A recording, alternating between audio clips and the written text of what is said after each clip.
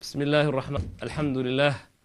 الحمد لله وكفى وصلاة وسلام على من لا نبي بعده وأشهد أن لا إله إلا الله ولي الصالحين وأشهد أن محمدا عبده ورسوله وصفيه وخيرته من خلقه فصلوات الله وسلامه عليه وعلى آله وأصحابه ومن تبعهم بإحسان إلى يوم الدين وبعد أحبائي وإخوتي في العقيدة دمانتي waxaad kusoo dhawaataan barnaamijkeena imtixaanaha inoo ahaa axad walbo aan maaragtay kusoo qaadan jirnay axad min asxaabi rasuulillaahi sala allahu caleyh wasalam qof ka mid a asxaabtii nebiga caleyhi salaatu wasalaam waxaynu ka soo hadalnay saxaabigii jaliilka ahaa ee taariikhdiisada ugu dambeysay cuthmaan ibnu cafaan radia allahu tacaala canhu oo aan soo afmeernay dilkii foosha xumaa ee loo geystay waxay kaloo aynu ka soo hadalnay saxaabadii maaragtay waaweynaa labadii asxaabee nebiga caleyhi salaatu wasalaam abubakr sidiiq radia allahu tacaala canhu iyo cumar ibnu khadaab radia allahu tacaala canhuma jamiican bifadli illahi wabiraxmatihi waxaynu ka hadli doonaa caawabi insha allahu tacaala saxaabigii jaliilka ahaa cali ibn abi aalib bal intaanan saxaabigan aan taarikhdiisa dul istaagin waxaan rabaa dilkii foosha xumaa nimankii markay ku maaragtay ku tacadiyeen ama ay ku dhaqaaqeen inay dilaan cuthmaan ibn cafaan radia allahu tacaala canhu kagamaysan tegin keliya walaalayaal inay dilaan bal way bahdileen oo dilkiiba haddana ku xadgudbeen waxaa la sheegaa mid ka mid a munaafiqiintii waaweynaa ee markaas maaragtay ku xadgudubtay saxaabigan jaliilka ee xagga ilaahay subxana wa tacala laga jeclaa ee la dhihi jiray dunnuurayn ee nebiga caleyhi salaatu wasalaam uu lahaa alaa astaxyi min rajulin tastaxyi minhu malaa'ika miyaanan ka xishoonayn miday ka xishootay malaa'ikatu raxmaan ninkuu nebiga caleyhi salaatu wasalaam saas u fadligiisa iyo maqaamkiisa sarreeyo uu meesha sare u saaray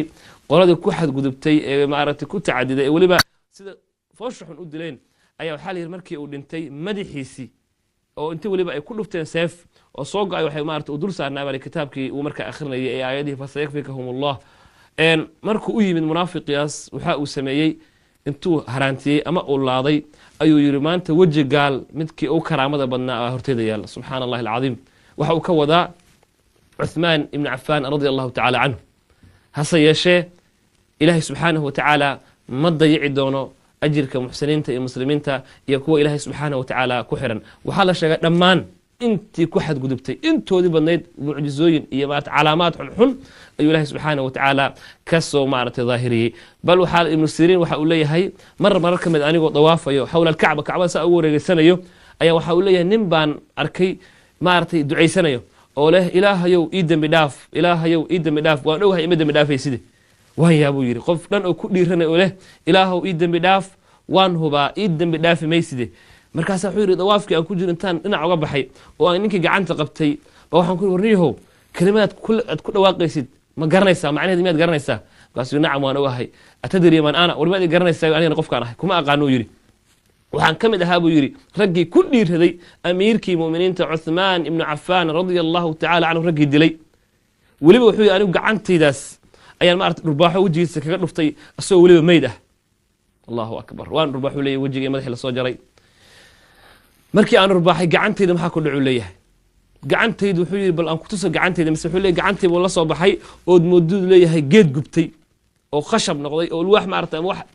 baaliyoobay markaasaan la yaabuu yidhi raggaas dhammaantood rabbi subxaana wa tacaala intii dhimatay qaarna waxaaba laayay maaragtay xijaaj ibnu yuusuf oo maaragtay ataqaanaa ninkii maarata isagana saxaaba badan lahay laakiin marar ka miduu loo sheegay nin odaya u yimid wuxuu ku yidhi dagaalka iyo duulaanka ma geli karee inan aan dhalay baan kugu darayaa markaasaa la yidhi ninkaas sii baxaya mataqaana ee maanta cudurdaar kuula yimid raggii wuxuu ka mid ahaa baa la yidhi dilay cuthmaan ibni cafaan radia allahu tacala canhu war igu yeeri fa'tii bihi ii keenuu yidhi markii loo keeno qoorta meel fii mala'in oo meel iskugu wada yimid fagaara ah ayuu qoorta kaga jaray abaalkiisuu mariyey wey saxaabigaas walaalayaal aynu maaragtay ka soo hadalnay waa saxaabiga saa u mug weyn saxaabiga jaliilka ah maanta diiradda noo saaran aynu rabno inaynu ka hadalno intii awooddanada intii maarata waqtiga noo maaratay inuu maaratay inoo saamaxo waxaa weeyaan cali ibni abi aalib radia allahu tacaala canhu wa ardaah cali waa man cali waa kee cali waa ninkii qabay nebi maxamed calayhi salaatu wasalaam gabadhii uu dhalay ee faatima ahayd ee uu nebigu jeclaa sayidu nisaa ilcaalamiin cali waa ninkii ku dhiiraday nebi maxamed calayhi salaatu wasalaam oo in la dilo la doonayo inuu booskii iyo maqaamkii iyo meeshuu nebiga calayhi salaatu wasalaam jiifanayay inuu seexdo dib baynu ayadoo tafatiran kaga hadli doonaaye sida caadada inoo ahayd mar allaale markaanu ka hadlayno saxaabi waxaan inta badan ka hadalnaa magaciisii iyo qofku ahaa iyo naanaystiisii iyo meeshuu ka soo jeedo iyo maaragtay fadliga uu leeyahay iyo geesinimadiisii inta ilaahay subxana wa tacaala markaa waqtigu maaragtay noo ogolaado saxaabigan jaliilka ah ee la yidhaahdo cali ibn abi aalib magaciisa waxaa la yidhahda cali ibn abi aalib ibn cabdimuطalib ibn haashim oo nin reer cabdimunaafiq wey weliba khaasatan reer bani haashim weeyaan nebi maxamed calayhi salaatu wasalaam in adeerkii buu ahaa hooyadiina waxaa la dhihi jiray faatima bint اlasad ibn haashim oo reer bani haashim bay ayada ahayd oo waxaa la sheegaa laba waaba qof asaga maaragtay laba reer bani haashim ayaa iska dhalay xagga hooyada nasab ahaa marka laga hadlayo in aad nasabkiisa u sarreeyo ahaayo nebi maxamed calayhi salaatu wasalaam ilma adeer ay yihiin keliya ma ahee waxay nasabku ay ka wada sinaayeen reer bani haashim bay isku ahaayeen oo aabbihii nabiga calayhi salam adeerkii buu ahaa hooyadiina nabiga eediis labaad bay ahayd aabbihii hooyadiina laba ilma adeer bay kala ahaayeen saasuu mar wuxuu qof markaas maaragtay u ahaa qof nabiga calayhi salatu dhinac walbaba ka soo galo nabiga calayhi salatu wasallam gabadhiisina waa u guuriyey salawaatu rabbi wa salaamuhu calayh kalgacayl iyo maxaba iyo maaragtay jacayl uu qabo cali ibn abi aalib radia allahu tacala canhu cali walaalayaal waxaa kaloo la dhashay oo dee soo hoosgelayo magacaas ree hashim la wadaagayay walaalihii jacfar ibn abi aalib waad maqasheen janadan in maaragtay nabigu noo sheeg inuu maaragtay ku dhex duulduulayo sidii shimbir maaragtay saasoo kale baalal soo wato oo weliba ilaahay subxana wa tacala diinsan u jihaaday iyo caqiil baa la dhashay walaalayaal aabbihii abi aalib waxaa la yidhaha markuu cali dhalanayay waa uu maqnaa muusan joogin hooyadii marka magaca ay ku magacaawday ay u bixisay wuxuu ahaa asad waa asaga lahaa samatnii ummi xaydara hooyaday waxay ugu magacaawday libaax oo magacii aabbaheyd ayaa waxaa la yidhaha u magac dartay oo ayada waa yidhahda faatima bint اlasad marka magacii aabaheed ayay maaragtay ugu dartay inay isagan u bixiso saxaabigan jaliilka radia allahu tacala canhu waardaah cali laakiin markii uu yimid aabihii oo maqnaa abi aalib baa wuxuu yidhi wiilkayga waxaa la yidhahda cali taasuuna maaragtay ku magacaasuuna maarata u hirgalay oo u suura galay inuu maarata caalamka dhan laga wada maqlo cali bin abi aalib radia allahu tacala canhu kunya ama naanayso fara badan buu lahaa waxa uu lahaa subxaana allahi alcadiim kunyooyin weliba midda kale ka sii macaan tahay 3 iyo 2 ayaan ka soo qaadanaa intuu ilahay naga waafajiyo waxaa la dhihi jiray abulxusein abulxasan oo xasan iyo xuseen ayuu dhalay abulxasan baa la dhihi jiray oo labadii wiil xasan baa cidduu u weynaa xuseen baana ku xigay saa aawadeed waxaa maaragtay lagu magacaabi jiray abulxasan kow waxaa kaloo lagu magacaabi jiray abuturaab qaarna waxay yidhahan abulqaasim ayadana waa la yidhahdaa wahaluma jara saasoo kale tilmaamooyin fara badan buu lahaa oo manays ah markii xagga naanaysta laga hadlayo saxaabigan jaliilka walaalayaal radia allahu tacala canhu wa ardaah cali ibni abi aalib radia allahu tacala canhu wa ardaah waxuu kaloo ku tegey oo maaragtay caanka ku noqdo asagana uu jeclaa kunyadan la yidhaahdo abuturaab tolow abuturaab maxay ku baxday abuturaab waxaa la yidhahda waxay ku baxday nebiga calayhi salaatu wasalaam wuxuu had iyo jeer imaan jiray gurigii gabadhiisa faatima gabadhu ha qabo wiilkii ilmaadarka yihiin ha qabo wiil uu maarata xidid iyo xigtooye ka dhexayso maca dalika nebiga raxiim buu ahaayo gabadhiisa inta badan uu soo dulmari jiray gurigeeda imaan jiray salawaatu rabbi wa salaamuhu calayh nebi maxamed calayhi salaatu wasalaam maalin maalama intuu soo baxay ayuu wuxuu yimid gurigii faatima radia allahu tacala canha wa ardaaha markii gurigeeda uu yimid ayuu ku yidhi wayna caliyun aw cali meeye maanta markaasay ti nebi allow cali wuu naga tegey oo uu naga baxay weliba carow ku bax eeg waa gabadhiisii waxay u warramaysaa xaaladda guriga ay markaas ka taagan tahay aabbihii ma caroonin bal fiiri sunnada nebiga calayhi salaatu wasalaam bal fiiri qaabkuu nebiga calayhi gurigaas u daaweeyey muusan la safan gabadhiisii isla marka nabiyuna moxamed salawaatu rabbi wa salaamuhu calayhi markii uu cali yidhi markay faadimo tiri asagoo weliba naga caraysan buu naga tegey waa uu soo baxay asagoo baadigoobayo cali meeshuu jiro masaajidkaana markaas lagu tuhmay inuu jiro saxaabatulkiraam intooda badan guryahooda waxay ku xayndaabnaayeen ay ku wareegsanaayeen maaragtay masaajidka nabiga calayhi salaatu wasalaam nabiga salawaatu rabbi wa salaamuhu calayh mar allaale markuu soo baxo masaajidka soo galay misena wuxuu ugu yimid cali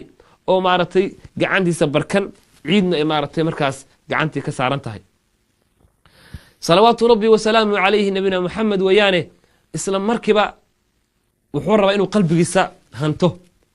uu qalbigiisa soo jeediyo intuu soo fadhiistay oo uu kiciyey ayuu xali ciidi saa ugu maaragtay uga buuxday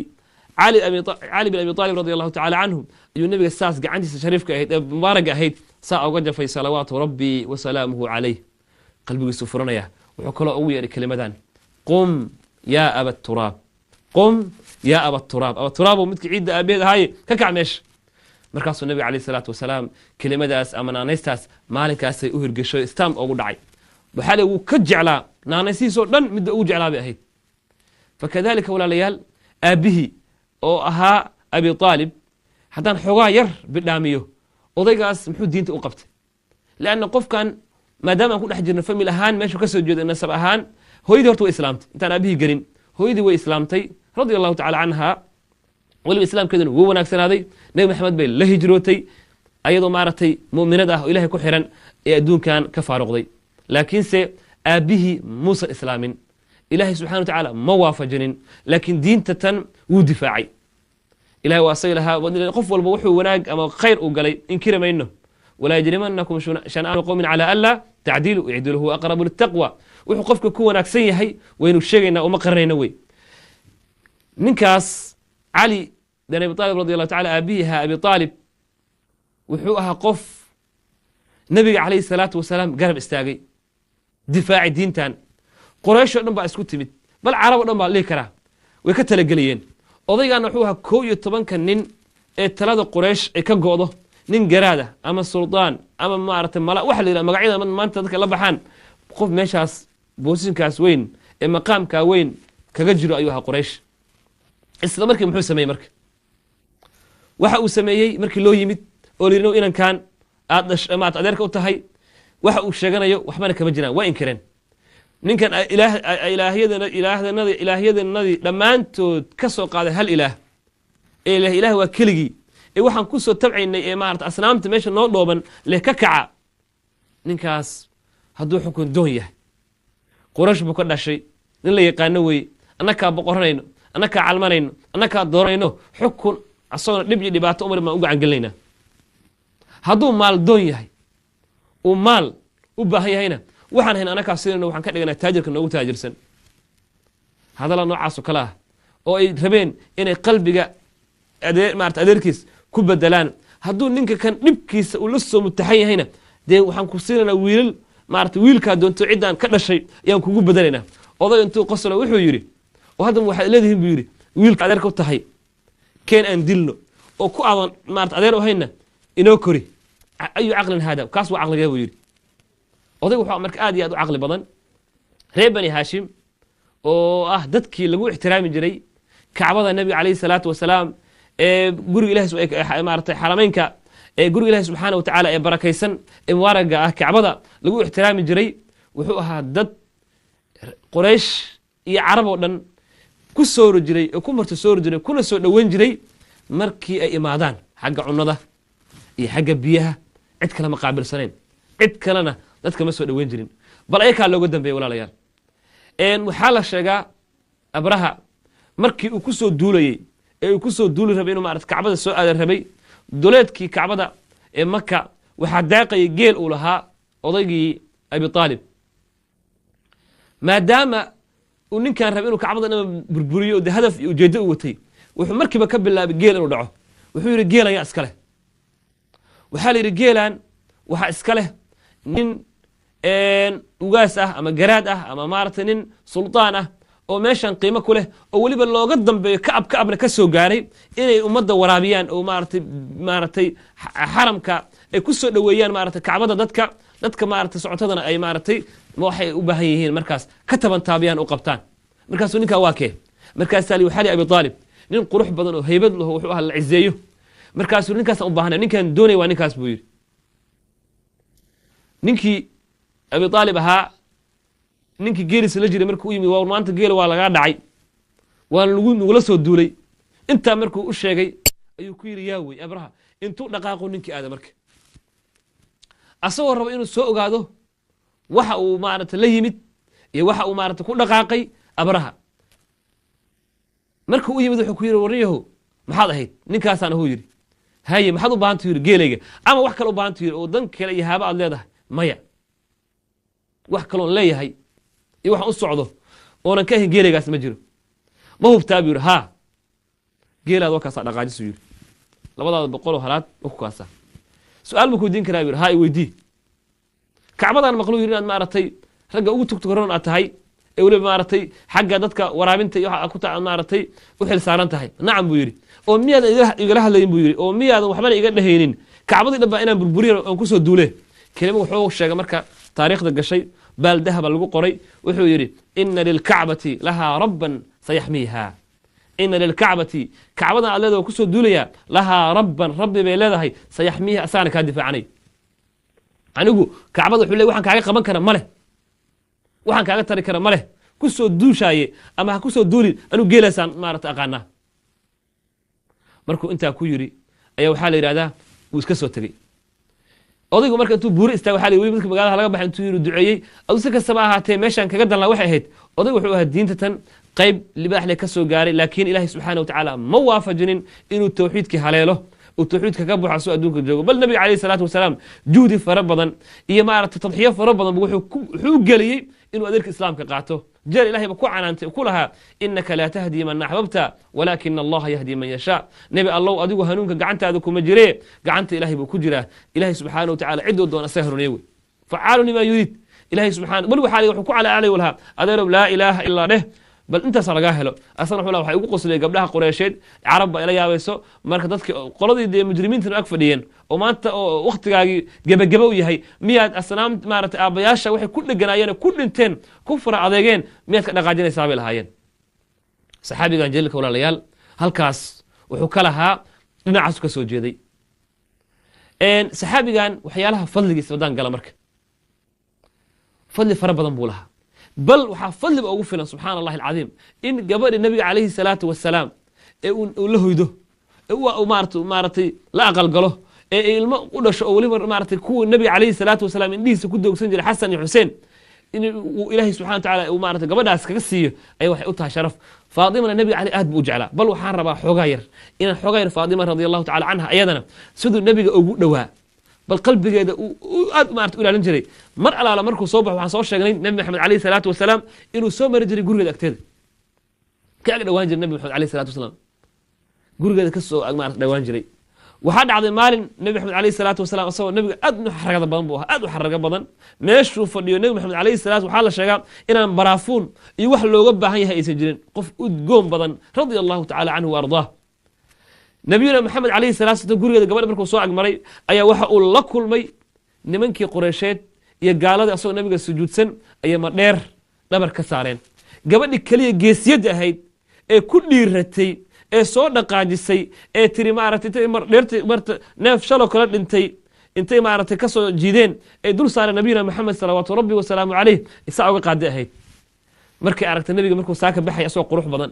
haddana dharkiisii oo wasaqaysan ayay iska oyday gabar bay ahayd ilan bay maaragtay afkay furatay markay oyday ayuu wuxuu ku yidhi yabnati gabadhayday laa tabki ha ooyin ina allaha qad bacatha abaaki ilaahay subxaana wa tacaala aabbaha wuxuu u soo saaray diin buu la soo saaray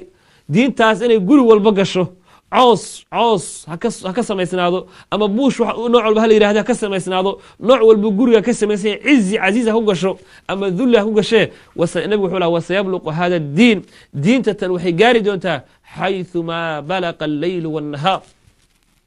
xayثu maa balaqa alleylu wاnnahaar meeshuu habeenba uu ku maaragtay waa bariisto iyo meeshuu habeenba gaaro ama maalin ay gaarto uu ka wada nabiga diintan caalamka o dhan bay gaaraysa wayna gaartay wey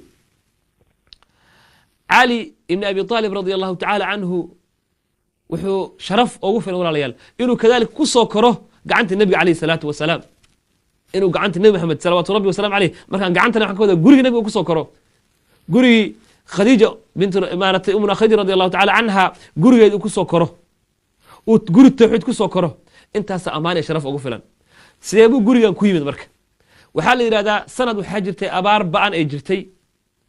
dadku ay baahnaayeen ninka keliya naftiisa u raadinayay sanadkaas abaarta dhacday ayaa nabiyuna maxamed salawaatu rabbi wasalaamu caleyh oo raxiim ahaa ilahay ba raxmaddaas qalbigiisa ku jirta aawadeed uu ummadda tan ugu soo diray intuu quraysh o dhan saa u fiiriyey uu ilahay nebi maxamed u dooray ayaa waxaa la yidhi nabiyuna maxamed salawaatu rabbi wasalaamuhu calayhi waxa uu sameeyey walaalayaal adeerkii cabaas u tegey sanadkaas arrin buu ka talageliyey wuxuu yidhi adeerow i dhegayso waxaan kuu sheegayaa buu yidhi waad og tahay abaar ba'an baa jirto dadku waa baahan yihiin waxaan rabaa buu yidhi maadaama ummadda ay baahan tahay ninka kan adeerkanaga ani adeerkay ah adiguna walaalkaa ah inaynu u gargaarno oo maxaynu u gargaari karaynaa ilmahan saddexda ee ku xeendaaban tiisiba uu la maaragtay qadyaan ka taagan yahay ilmahan inaan kala qaadano marba ninba intuu awood uu ka qaato wallahi wuxuu yidhi nicma ra'yi adeer tala fiican baa soo jiidaysa waana kugu waafaqsanahay ina kicayn u tagnee way soo dhaqaajiyeen waxay u tageen nabi maxamed waxay u tageen odaygii abi aalib ahaa arrintii baa loo soo gudbiyey waa uu soo dhaweeyey wuxuu yidhi wallahi arrin fiican tala fiican baad ii soo jeediseen wuxuu yidhi labada wiil waad iga kaxaysan kartaan jacfar iyo cali laakiin caqiil ha iga taga cidna jacfar baa u weynaa caqiil baa ku xigay waxaa maaragtay ugu yaraa cali ibni abi aalib radi allahu tacala canhu nabiga cali buu soo kaxay salawaatu rabbi wasalaamu calayh jacfarna waxaa la kacay cabaas oo dibka islaami doono radi allahu tacala canhu ardaah guriga baa la keenay waxaa la sheegaa nebi maxamed calayhi salaatu wasalaam awalu bashar qofkii ibni aadan oo bashar ah oo ummaddii nebi maxamed ka mid ah qofka ugu horreeyey oo rumeeyey xagga dumarka waxay ahayd umuna khadiija radia allahu tacala canha xagga sibyaanka ilmaha yaryar qofka ugu horreeyey towxiidka ku dhawaaqay nebi maxamed raacay wuxuu ahaa baa la yidhahdaa cali bin abi talib radi allahu tacala canhu ardaah xagga mawlaha marka laga hadlayo zayd buu ahaa radia allahu tacala canhu ardaah xagga addoomma dadka xoogaa markaas la gumaysto oo la cadaadina dhibkii dhibaatada ku socotay qofka ugu horreeyey ee islaamka la soo banbaxana wuxuu ahaa bilaal ibnu rabaxa radia allahu tacala canhu ardah kadalik saasuu marka cali wuxuu u galay islaamkan maanta caalamka daafihiisa saa u teedsan inuu noqdo qofka ugu horrey bal waxaaba lagu dooda asaga iyo abubakar yaa kusoo kala horreeyey laakiin sida markaas la iswaafajiyey xagga dhalinyarada yar ee markaas soo koraysay inuu asaga hogaanka u hayay xagga dadka waaweynna inuu abubakar sidiq radi allahu tacala anhu hogaanka u hayay qofkaasuu ahaa marka walaalayaal haddaan fadligiisa sii dhexgal haddana waxaa ammaan ugu filan waxaa sharaf ugu filan hadalkan walaalayaal subxaana allahi alcadiim nabiga calayhi salaatu wasalaam baa wuxuu yidhi yowmu khaybar nimankii yahuudda markay nabiga dhib iyo dhibaato badanna ku hayeen dana ay duulaan iyo sweer inay ku qabtaan ay doonayeen walaalayaal wuxuu nebi maxamed salawaatu rabbi wasalaamuhu calayhi yidhi maanta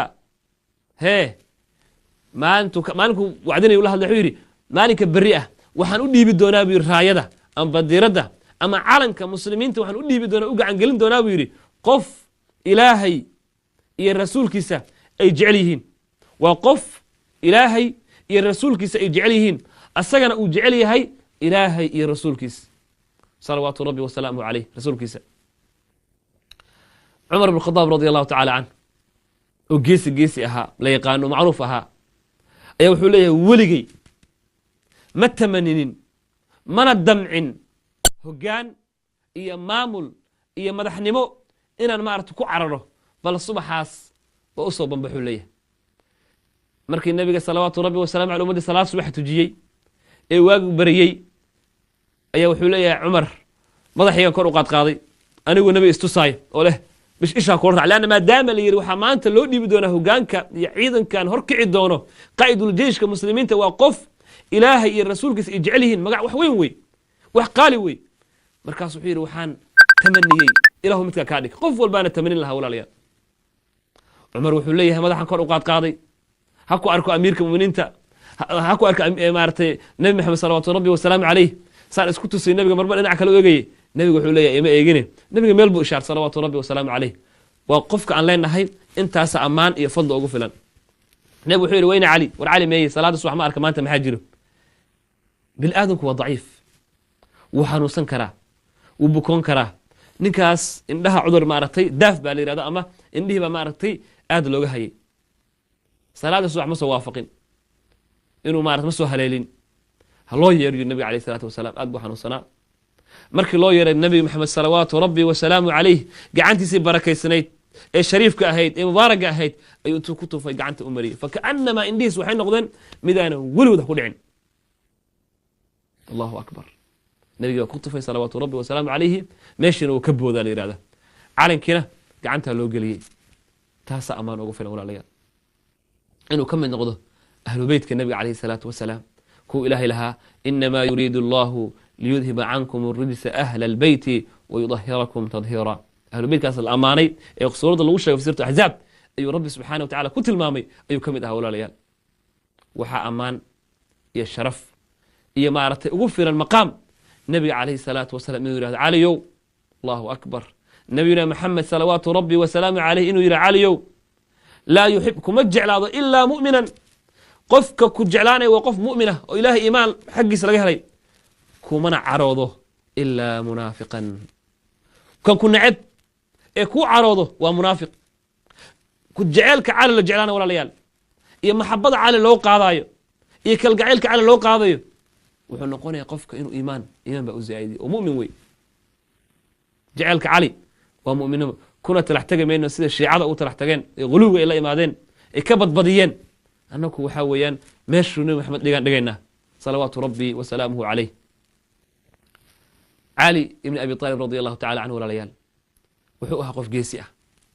la wallahi shujaac buu ahaa geesi buu ahaa geesinimadu iska yaalyaala ma ah waa wax ilahay uu qofka geliyo nebiga calayhi salaatu wasalaam markuu hijroonayay aad buu u yaraa oo ninka kanba wuxuu dhashaa layihahdaa hijrada maaragtay bicada nebiga ka hor 10 sano ama 8 sano ayaa la sheegaa cali ibni abi aalib radi allahu tacala canhu markii nebi maxamed calayhi salaatu wasalaam ilaahay faray oo muslimiinta la dhibay oo dhibaatadu badatay inuu ka hijroodo min maka ilaa madiina uu aado nebiga laba arrin buu ka codsaday laba arrin ayuu nebiga ka codsaday cali ibni abi aalib radi allahu tacala canhu inuu oofiyo wuxuu nebi maxamed salawaatu rabbi wasalaamu calayhi cali ka codsaday caliyow waxaad ii samaysaa buu yidhi hee amaanaadkii nebiga ammaano fara badan buu hayey oo gaaladu ha ka soo horjeedaan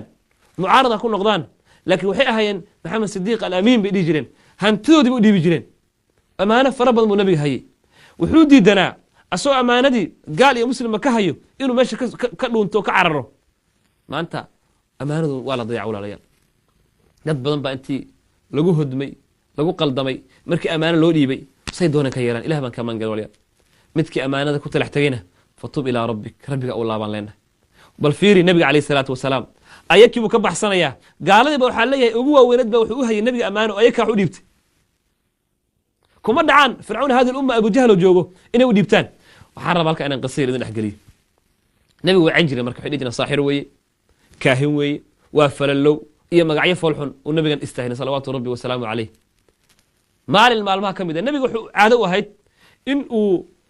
maarata dadka markay xajka imaadaan weliba ayakoo waxay xajka imaan jireen asnaam iyo usoo liyatabaraku asnaam alkacba inay kacbada asnaamta taallo soo barakaystaan ayakoo usoo bambaxay sidaas ayuu nebiga haddana intuu dhexdiisa wuxuu dhihi jiray waryaara warkaalayo yaa ii gargaarayo yaa ii hiilinayo anigan aan janno u ballan qaaday walahu ljanna marka qolaa farta ku fiiqda waxay dheheen nin dadka dhaawo oo cilaajka ku takhasusay ayaa waxa lagu ninkaa ma taqaanaa waa keebuyo ninka waa ninka sheeganaya nebinimada inuu waalan yahana filaynaa buyo wuxuu ninkan anaa daweynaya ii daaya maanta ninka hadduu waalan yahay anigu cilmi dibiga daaweyntan ku takhasusay anaa daweynaya laga leexdo yiri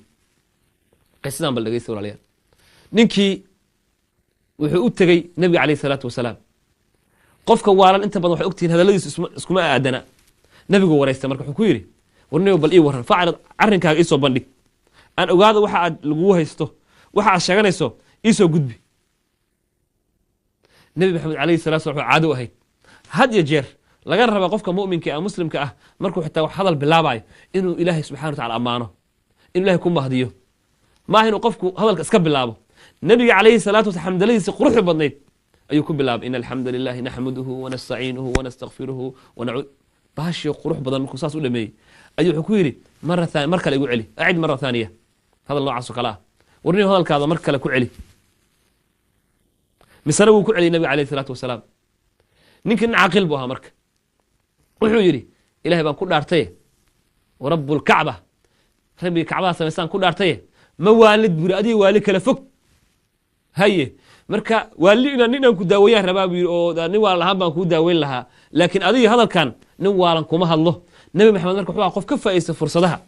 dahabiga ah markiiba aniga fursadda ka faa'iisto ninkii gacanta ku dhigay wuxuu ku yiri waa runtaa waad ii qartin aan waalayne waxa la igu nacan ku sheegay dhageyso yiri nabiga markiiba dacwadiiba u bandhigay islaamkiiba u bandhigay islaamkiiba uga sheekay salawaatu rabbi wa salaamu alayhi islaam markiiba ninkii tawxiidkiiba u qaatay ninkaas wuxuu u yimid inuu nabi maxamed alayhi salaatu wasallam inuu daaweeyo u yimid laakiin asaga la daaweynaya marka nabiga alayhi salaatu wasallam labada arrin aan dib idin celiye uu kala dardaarmay cali muxuu ahayd amaanada dadkana u dhibteen inuu amaanada say tahay u gudo qodobka labaad ee nabi maxamed alayhi salaatu wasalaam uu ka codsaday cali wuxuu ahaa in uu seexdo meeshuu nabiga seexanay allahu akbar waa arrin qariiba wallahi waa arrin cajiiba waa arrin geesinimo leh waa arrin shujaacnimo leh qof la dilayo oo la leeyahay qofkaas hee bal fiiri qofkiyaas maanta ay quraysh oo dhan iyo carab inta isku tagtay ay nin walba seefta soo qaateen iyo dhiiggiisaba aan maarta hal mar ku bilowno nin walba meesha ka soo garaa maartay waa kaga dhufto taana u bixin diis saa la yiri maanta waxa laga yaabaa dil laha qofka sunnada gar ka muuqato meesha waa la dilaya dad badan baa sunnooyinkiisa khamiisada toor laha diinta kooda carar laha laakiin ninkan kee saxaabiga jilka fiiray walaalayaal wuxuu ku dhiiraday nabi maxamed inuu ka qaato hadalkiisa oo dhigay samcan wadaacan yiraahdo qof la dilayo ay oo leh waliba intay guriga nabiga alayhi salaatu wasalaam xayn daab ka qabteen isweer ka qabteen ay ugu tala galeen inay meesha ku dilaan inuu yiraahdo meeshan jiifa seexo waliba inta kariima ah go'i aan hugso si lagu maleeyo waxa meesha jiifo in aniga ah allahu akbar aayaadka ilaahay baa ayidayo ilaahay kula huwa min an-naasi man yashtari nafsahu ibtigaa'a mardaati illah kuwa waxaa jiro ilaahay subxaanahu ka mid ah naftooda ilaahay subxaanahu wa tacaala ka iibsanayo raalli aansho ilaahay subxaanahu wa tacaala ku raali gelinayaan ina allaha ishtara min almu'miniina anfusahum wa amwaalahum bianna lahum aljanna allahu akbar naftiisii uu gudbiyey banaanka dhigay waa uu ka aqbal walayaal geesi buu ahaa geesinimadiisa iyo shujaacnimadiisa waxaa ka mid ahayd walaalayaal allahu akbar yowmu khaybar waa arrinta markuu nabiga alay slam yowm axzaab baan ka wadaa mar nin waxaa jiray camr ibn cabdilwud la yidhaahdo oo aad caan u ahaa oo qof allaale qofka isku soo baxaan inuu dhulka dhigama ahee aynu maaratay wax kala dhici jirin ninkii baa yowm axzaab markii gaalado dhan soo baysatay oo rucbi iyo walwal iyo walaac ay muslimiinta ku dhaceen fi suurat axzaab ilahi kaga hadlayaay hee ayuu wuxuu sameeyey inuu godkii ka soo tallaabo ha ka soo tilaabma ahee inuu weliba banaanka soo istaago uu yidhaahdo yaa ii soo baxayo isla markiiba 3 jeer 3 maraat waxa gacanta taagay oo ku dhiiraday oo yiri nabi allah aniga igu daa cali aniga u baxayo cali kuma cusbeen isku soo baxa mubaarasada wax la yiraahdo dagaalkii badar waad garanaysaan intuu soo istaagay ayuu qoorta rag u dheeray kii ula dagaalameen waa uu dil asagii maarta Hamza adeerkii meeshii bay wada dhigeen bal kii kale dhaawac uu ka daba tagay cali saas oo awran geesigaas oo ahaa ninkaas marka wuxuu yaa ii soo bixi karo yaa ku dhaco nabi maxamed wuxuu yiri yaa u baxay ninkaas saasaan isku firfiiriyay hal mar ma aha oo laba ma aha 3 jeer wuxuu yiri aniga nabi allah igu daa aniga u baxayo igu daa buu lahaa nabi maxamed alayhi salaatu wassalaam waa ka aqbalay ninkii marka isoo baxeen ninkii kibir badan oo isla weyn oo wacdana muujiyo aha marka caana ka carab oo dhan amr ibn cabdilwud wuxuu yiri cali marka xigmad ka faa'iistay ninka hadal baa u hirgalay wuxuu jiray 3 arrin hadii qofka la doorsiyo waxaan maqlo yiri 3 arrin hadii lagu doorsiyo mid baad qaataa maanta 3 arrin baan ku kala doorsiinayaa buu mid qaado haye maxay tuu yiri inaad geestahan maqlo waa ogahay nacam nii waxaan ku leeyahay yiri maanta oo ku wala talinaya oo tarahan ku siinaya hee inaad tawxiid ka qaadid inaad ashhadu an la ilaha illa allah wa ashhadu anna muhammadar rasuulullah tawxiid ku dhawaaq waa qodobka dan ka cadsan laha adeero gacali midda xagga iska dhig buu yiri waa midii badarna in kula dirinay tan inta soo gelisay dagaalkii cadaawada ka bilaabatay waa tawxiidkan kaliya la imaadeene anigu taas ka marna ku dhawaaqi maaye xagga dhig buu yiri waata mid kale ka codsanaya buu yiri meesha aad joogtid ka laabo meesha aad joogtid ka noqo dhibta iyo dhibaatada daa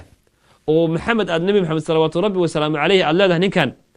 aad cadow ku tahay hadduu xaq yahay uu xaq wato noqo mid liibano soo raac buu yiri hadduu baadil iyo wuxuu watana sabir oo adkaysi yeelo muddaha qaato baadilka iyo been abuuradku ma sii raagaane ninkan asaga wixiisa ay soo bixi doonaane soo ifbixi doonaane bartaada joog nin wuxuu yidhi waa tala fiican inaan dib u laabto laakiin anigoo ninkaa taqaana ah buu yidhi ninkaa taqaanay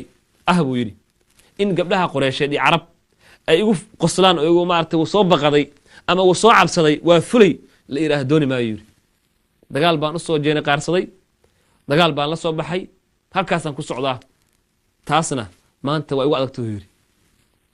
nacam talow tii kale maxay ahayd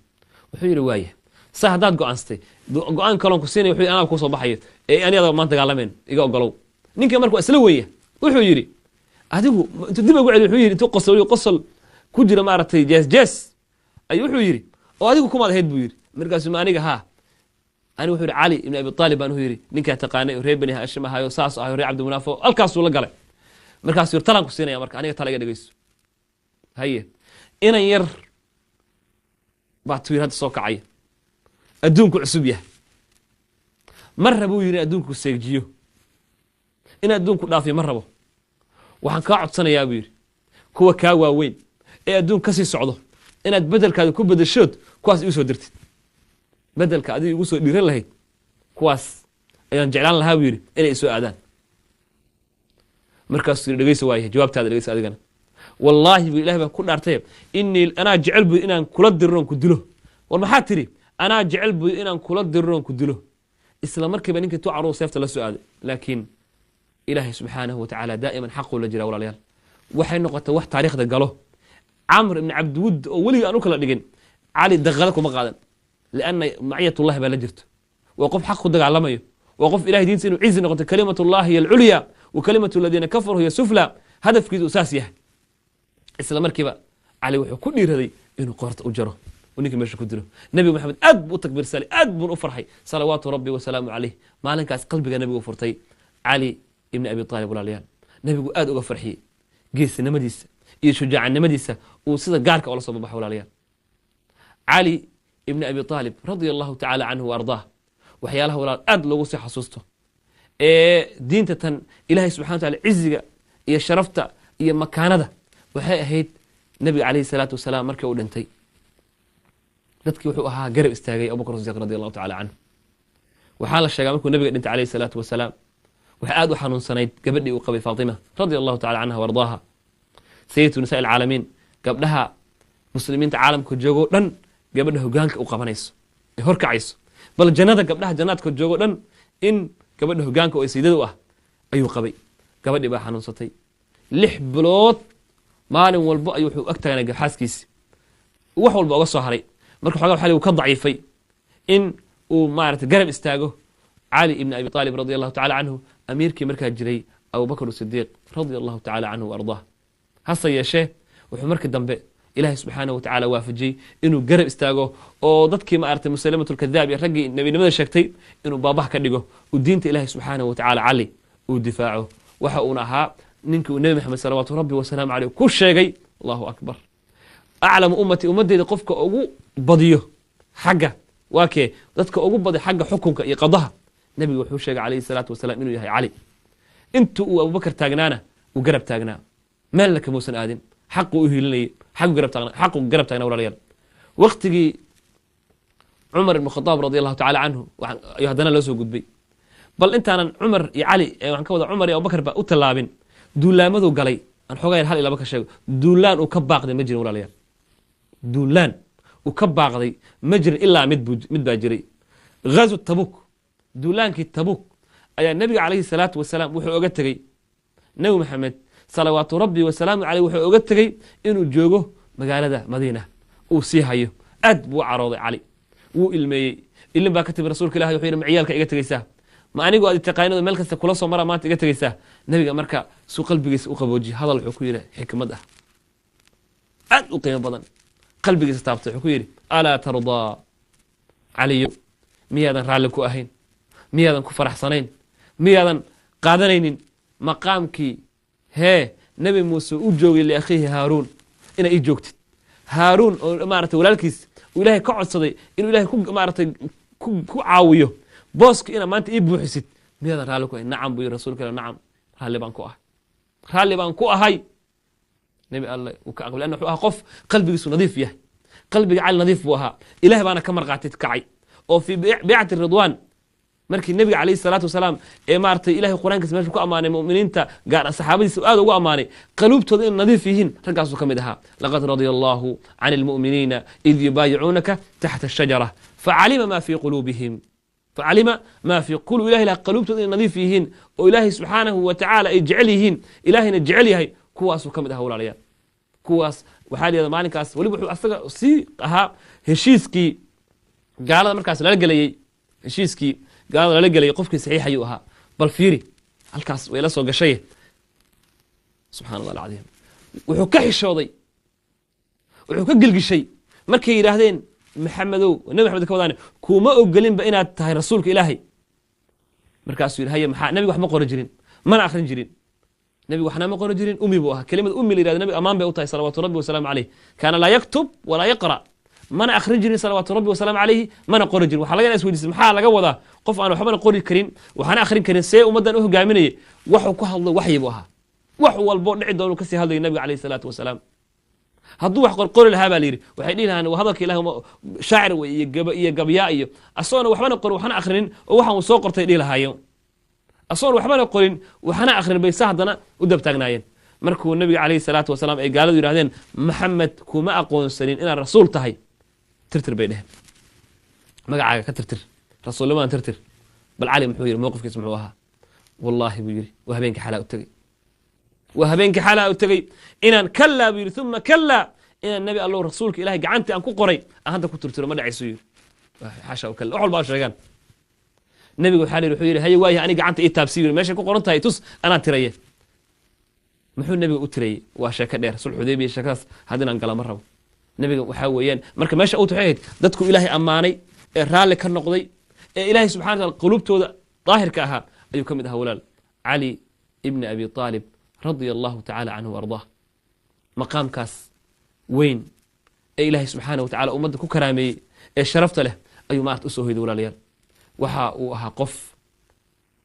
daba istaagay hogaankii markaa jiray ee muslimiinta Abu Bakar waa soo sheegnay soo daba istaagay muusan lahayn anigu waxaan ahay ilbeedka baan ahay ana xaq u lahaa ma dhihin bal qof walba ee hogaanka u ahaa mubaayac la sameeyay Umar ibn Khattab aad buu jeclaa ilaahu meel soo cali joogin ha joojin buu dhigay ilaahu meel cali joogin ba ha joojin ayuu dhigay walaal qadaha qof wuxuu caadil ah caadil ummadda si cadaalad u kala maarad u kala garsooro bal mar kamid ah inaan soo sheegnaa filayaay ay nin isqabteen maxkamadda ay wada imaadeen markaas maxkamadda ay ku wada joogan Umar waa markaas gartooda soorayay oo kala qaaday garti ka maartay kala xukumineen ka wadaay markaas uu waxa li Ali ibn Abi Talib radiyallahu ta'ala anhu warḍah islam markiba kelimo loogu yeero ka carooday Umar wuxuu yiri hadal ya Abul Hasan Abul Hasanow istihadal bi hadalka dhiibo markuu hadalka dhameystay ninkii kale oo ka soo horjeedan oo hadlay ayuu wuxuu yimid Umar baa wuxuu arkay cadaalad Umar markuu kala garsooro labada nin sidii ku habooneed buu maartay ahayd buu bixiyay intuu u yimid wuxuu ka dareemay inuu careysan yahay markaas uu yiri miyaan ku dulmiyay si wuxuu jiraan buu yiri xogaa waxaan ka dareemayaa inaad careysan tahay markaas uu yiri nacam imaadan dulminin laakiin waasibqatu yiri waasibqata maanta maxaa anigana wuxuu yiri waxaad ugu yeertay kunyada carabtu aad bay u jecelin kalimadan Abul Hasan iyo Abu Fulan iyo hada Soomaali aad bay ugu badatay Abu Qatada iyo Abu Sur Abu Mansur iyo Abu hada waa nagu soo badatay fala baasa fi ay qofka inuu la baxo Abu Aisha iyo magacayaas laana mana ka dhigno qofka inuu ilmaha dhalay oo umuna Aisha radiyallahu ta'ala anha ayadu ummi Abdullah ibn Abdurrahman baa dhijiray maca dalika habar bay u ahayd marka inuu qofka la baxana la wax weyn anagu Soomaali saa uma sii qeybin laakiin carabtu waxay u tahay meel sare hadii Abu Fulan qofka aan la dhihin waxa weey waxba lambar is qabsanay weey marka wuxuu yiri anigu maqaan baa isaartay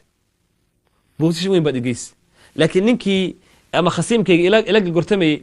ee dagaalka iyo dooda naga dhaxaysay wuxuu yiri waxaad ku sameysay magaciisa ugu yartay bal fiir cadaalad qof caadil ah oo waliba aan ku xadgudbin qofka cadaaladdu waxa kamid walaalayaal aad loogu amaana subhanallahi alazim maal kamid wuxuu iska ilaalinay inuu qof ku xadgudbo asagoo dagaalamay saas u dagaalamay ayay nin isqabteen baa leeyahay nin bay isqabteen ninkii markuu seefta ugu wado oo inuu dilo rabo ayaa ninkii markuu dhulka ku dhacay gaaladu qaar baa iska kibir badan bini'aadamku ma u kala dhasheen ninkii markuu saa u dhacay ayuu wuxuu sameeyey in uu candhuuf ku tufo candhuuf weji oga sayr fa ka meeqaad caroon lahayd qof dhan oo aad dagaalamayseen weli dhulka kaa hooseeyo oo haddana awooda u leedana madaxa ka jirta muxuu ku sameeyey isla markiiba cali ibni abi aalib radia allahu tacala canhu seefti buu iska laabtay meeshuu dili jiray inuu dili karay awood ku lahaa muusan sameyn walaalayaal muxuu sameeyey seeftuu iska laabtay iska ceshtay waa la yaabay yaa amiir almuminiin maxaa kugu dhacay ninka maxay ahayd ninka waaba dili karaysay markaasuu yidhi markii hore ilahay dartii baan ula dirirayo yidhi laakiin markii dambe u yidhi cadifad iyo u aarsi aan u aarsanay nafteyda u aarayo ayaan ma aragtay ku dili lahaa buu yidhi hadafkayguna kaas ma ahayn walaalayaal waxaan soo gaarnay guntii iyo maaragtay gabagabadii iyo gunaanadkii barnaamijka waqtigaana noo saamaxaynin waxaan ka xumahay waqtigu aad iyo aad noo hayo saxaabigan jaliilka insha allahu tacala xalaqa kale ayaynu maaragtay si fiican oga maaragtay oga dhargi doonaa insha allahu tacaala waxaan rabaa inaan marka aan 3 kelima idinkugu soo gabagabeeyo oo aad u kooban xalaqada dambe soo socoto markay noo dhammaato waxaa dhici doono inaan su-aalo bixino su-aalaan dhiibi doonaa su-aalo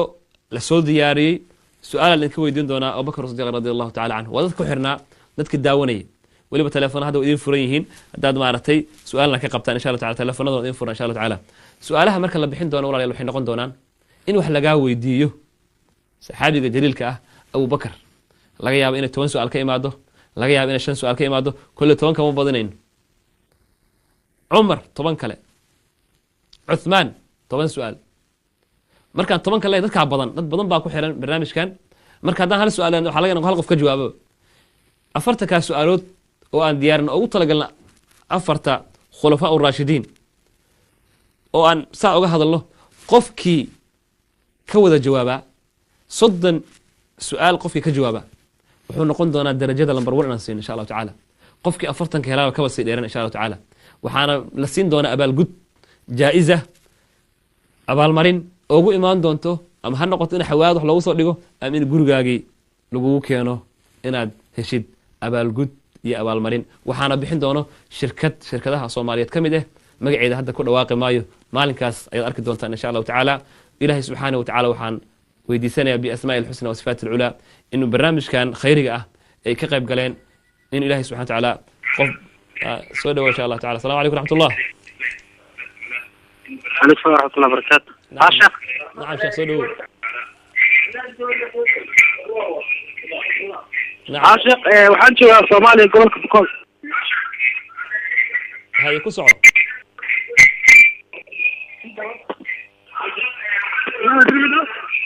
isku day inay la socoto TV-ga xogaa ka fogow walaalow xogaa codkaaga u soo laba dhacayo hadaa ay maqlays adoo Soomaaliya jooga maasha Allah walaalkanaga Soomaaliya jooga wuxuu jeclaa inuu barnaamij ka qayb galo waan soo dhaweyn laakiin waxaan ka xumahay lilasaf shadiid uma saamixin inaan codkiisa helno insha Allah tacaala ku soo laaban kara insha Allah soo dhaweyn insha Allah tacaala marka barnaamijkan walaalayaal wax ujeedkiisa wuxuu hadafkiisa inaynu baranno xidigii adduunkan soo maray halyeegii soo maray bedelkii dadku ay baran lahaayeen dad aan saxra iska dhaqinba fiiri halkaas maanta waxa dhalinyarada laga dhaadhiciyay maskaxdooda lagu shubay laga buuxiyay niman la leeyahay ciyaartoy weeye niman saane libaaxiyo niman ilaahay subxaanahu wa tacaala aanan garanayn caqligooda aanan maaragta kala saarayn ilaahayga abuuray ee neeftaan ay maanta qaadanayaan iyo rabbiga samadan taagay bilaa tiirka qolo garan weysa dhalinyaradana maanta iska daaye waxay la soo galeen masaajidda wallahi waa inaan xusan mudan tahay waxay la soo galeen masaajidda ilaahay subxaanahu wa tacaala ayagoo fanaanada magacyadooda ku qoranta ay wataan maxaba iyo kalgacayl ay u hayaan iyo jecel u qabaan maanta waxaa laga rag badan ba Arsenal iyo Manchester iyo markii maarta laga hadlo iyo rag koox fara badan inay qiiran lahaayeen ay ka helayaan laakiin haddii wax laga weydiiyo Nabi Maxamed Cali sallallahu alayhi wasallam kama yaqaanaan waxa laga yaabaa in taariikhda saxaabada wax badan ka garaneen taasaan nagu dhalisay walaalayaal hadafkanagu uu yahay inaynu wax ka ogaano xidigii adduunkan soo maray kuwa ilaahay raalli ka noqday kuwa ilaahay ayagoo adduunka guudkiisa saaran uu jannatu raxmaan ugu bishaareeyey kuwa ilaahay subxaanahu wa tacaala ugu talagalay in lagu daydo kuwa Nabi Maxamed nagala dardaarmay salawaatu rabbi wa salaamu calayha fa calaykum bisunnatii wa sunnati alkhulafaa'i ar-raashidiin almahdiyiin caddu calayha binnawaajid insha allahu tacaala walaalayaal waqtigeeba aad yahayo gacanta la igu baaqaya insha allahu tacaala waxaa idinkaga tegayaa biidn illahi jala wacalaa kulan wanaagsan oo xiise leh insha allahu tacaala iyo xalaqada labaad iskugu imaano ayadoo aan ka hadlayno saxaabiga jaliilka cuthmaan ibnu cafaan fi amaan illah wasalaamu calaykum waraxmat ullahi